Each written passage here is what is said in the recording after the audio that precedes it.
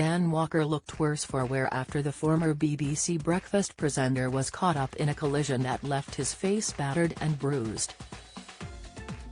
The 5 News broadcaster appeared to be in higher spirits as social media users were left blown away by his latest recovery photo. The 45-year-old former first shared the news of the incident with a post on Instagram, showing him with cuts to his face and a bloodied nose. He said he had left his house early to catch the train and was going over the roundabout instead of through a cycle lane because it was often covered in smashed glass.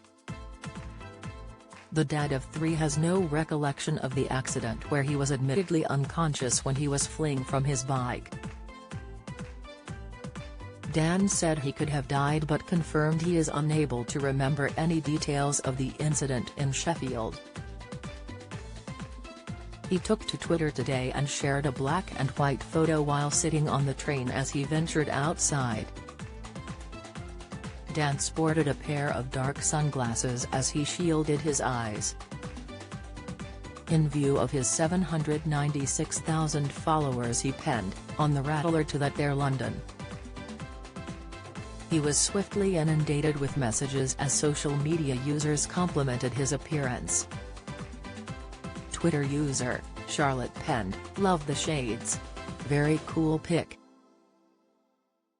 Ken quipped, "The old boat race is looking good, Dan," while Gare commented, "Healing well, I see. Safe travels now." Cass gushed, "So happy to see you healed. Face looks perfect now." Ruth added, "Looking much better now." In an earlier post, he tweeted, "Took Winnie for a walk and a haircut today.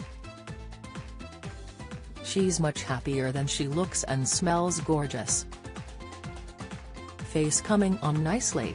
Hopefully back in business soon. Thanks for all your lovely message." The broadcaster was inundated with messages, as social media user Helen quizzed, "Pleased to see your teeth look intact.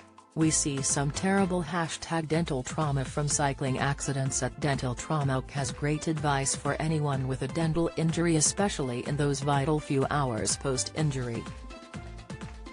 Dan replied, "Might have lost the blood supply to one of them and they ache a bit, but they are still there." Writing in the Sunday Times, the broadcaster addressed the incident, adding he is not to blame.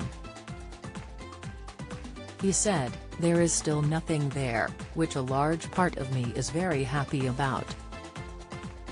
I can't go into details at the moment because the police might take another week or so to publish their report, but, after talking to Connor, a police officer, I am confident that I am not to blame and I hope this can be resolved outside the courts.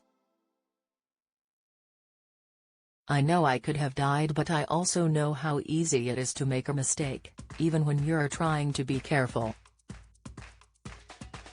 I can't really remember what they, the driver, looked like. From that moment they were looking over me as I came round, but I do recall that they looked deeply distressed and I imagine it is all they are thinking about at the moment."